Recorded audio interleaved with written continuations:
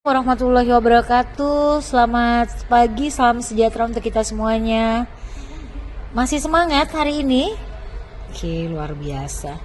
Baik, seperti janji saya kemarin, hari ini kita akan melanjutkan mata kuliah terkait dengan rencana strategis intermediate dengan materi tata cara penyusunan target dan tahapan pencapaian.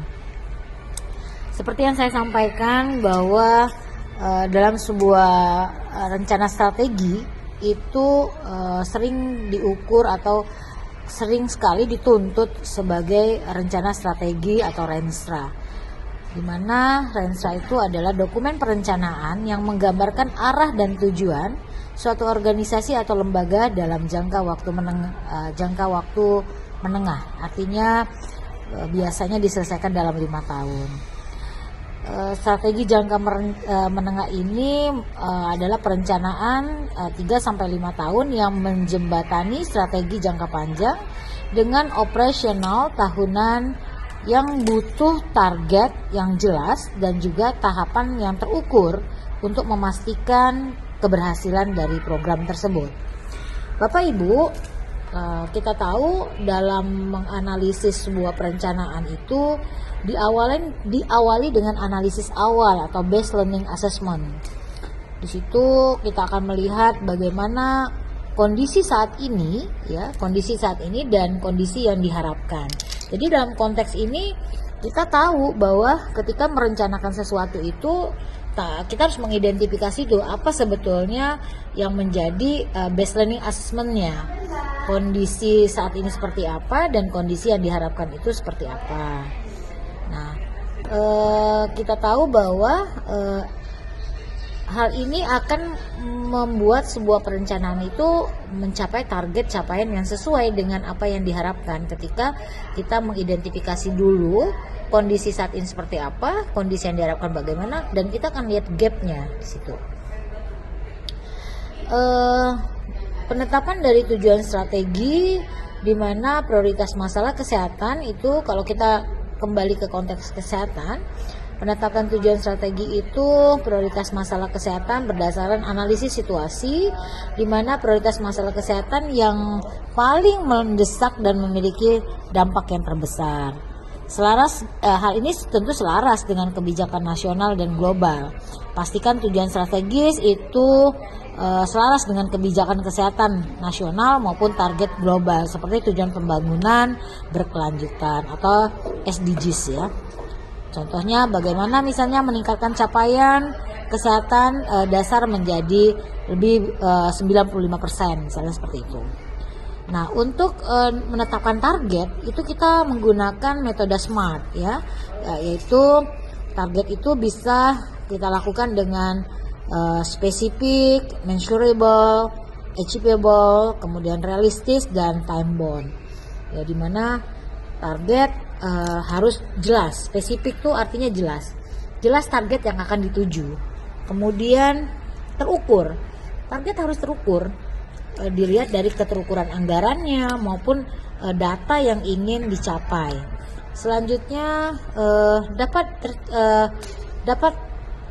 tercapai, maksudnya ketika kita menetapkan target, kita sudah tahu bahwa program ini bisa dicapai tidak gitu. Dan kemudian dia realistis itu artinya sesuai dengan fakta yang ada di lapangan dan tentu punya batas waktu. Jadi kalau kita mau menyusun target harus jelas, harus menggunakan metode SMART ini. Contoh misalnya bagaimana kita menurunkan angka kematian ibu 15% dalam 5 tahun. Kemudian untuk penyusunan tahapan atau pencapaian milestone itu kita lakukan dengan milestone jangka menengah yang kita pecah menjadi tahapan-tahapan. Jadi milestone ini adalah bagaimana target jangka menengah itu, tujuan jangka menengah itu diakumulasi dengan kegiatan-kegiatan yang ada, dengan langkah-langkah yang akan kita capai. Langkah-langkahnya yang pertama, susun rencana kerja tahunan berdasarkan target, kemudian prioritaskan program yang menjadi pondasi pencapaian awal, dan setiap tahun harus menunjukkan kemajuan bertahap. Contoh misalnya tahun pertama perbaikan data dan sistem layanan. Untuk tahun kedua kita melakukan penguatan SDM dan sarana. Pada tahun ketiga kita ekspansi layanan berbasis digital. Kemudian tahun keempat evaluasi dan pemantapan kualitas. Kemudian tahun kelima adalah pencapaian target dan integritas sistem. Nah, dari sini kita lihat nih bagaimana penyusunan milestone misalnya dari tahun 2025 sampai tahun 2029. Oke, Bapak Ibu, untuk selanjutnya bagaimana jika penetapan target dan tahapan capaian itu sudah dilakukan, ya, tetapkan indikator kinerja utama atau IKU-nya yang jelas, relevan dan terukur untuk memantau kemajuan pencapaian dari tujuan. Nah, selanjutnya susun tahapan pencapaian periode jangka menengah dalam 5 tahun menjadi tahap-tahapan yang lebih kecil menjadi 1 tahun dengan target capaian yang jelas. Nah, setelah itu baru kita lakukan monitoring dan evaluasi. Ya, dimana yang kita lakukan ketika melakukan monitoring dan evaluasi, yang pertama adalah bangun sistem monitoring, kemudian lakukan evaluasi berkala dan diseminasikan hasilnya. Oke Bapak Ibu semuanya, saya rasa cukup itu yang bisa saya sampaikan.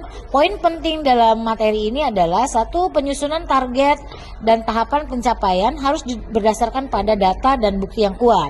Yang kedua, keterlibatan masyarakat dan pemangku kepentingan sangat penting untuk memastikan keberhasilan strategi. Selanjutnya, fleksibilitas dan kemampuan beradaptasi sangat penting dalam menghadapi perubahan situasi kesehatan serta penguatan sistem informasi kesehatan. Mungkin itu yang bisa saya sampaikan. Silakan kalau ada pertanyaan, kita masuk ke session pertanyaan. Apabila kurang jelas atau apabila ada hal-hal yang ingin ditanyakan lebih lanjut, saya persilakan.